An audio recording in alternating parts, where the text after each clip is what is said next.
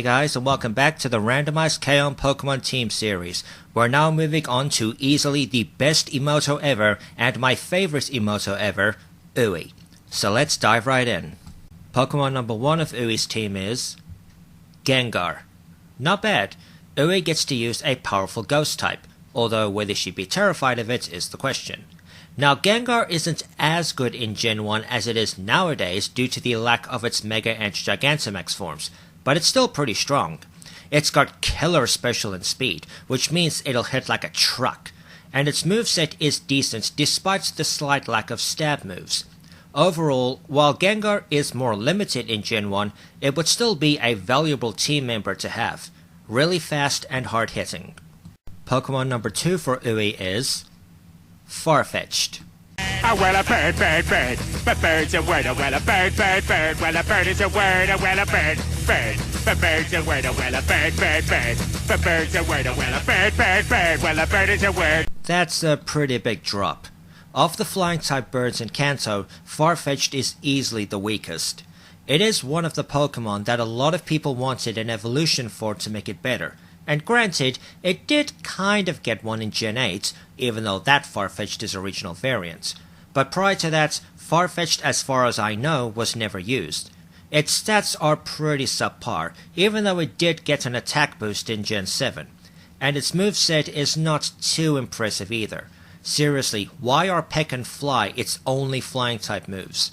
Basically, Farfetchd is not a trash Pokemon since you could probably get some use out of it if you really tried, but it is really subpar. So I can only imagine that most people, if they chose to catch one, would not use it for battling. But I can totally see Uwe making friends with one since I know she'd find it cute. For Uwe's third Pokemon, she gets Venusaur. Okay, 7 videos in and we finally get a starter. And funnily enough, Uwe gets what most PokeTubers consider the best of the Kanto starters, even though speedrunners almost exclusively use Blastoise. And Venusaur is one heck of a Pokemon to have. It's pretty bulky with high special, so it can hit hard and can tank a couple of hits.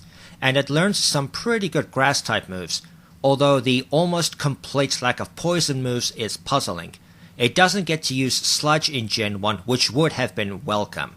Still though, Venusaur is a solid Pokemon to have on a team. I'm not sure if it's the most powerful Gen 1 grass type, but I'm confident it's up there, which it should be. Uwe's fourth Pokemon will be Chansey. So Uwe will use Nurse Joy's assistant on her team. And while Chansey would obviously be better if it had the fairy typing and its natural cure ability, it's still fairly good in early gens.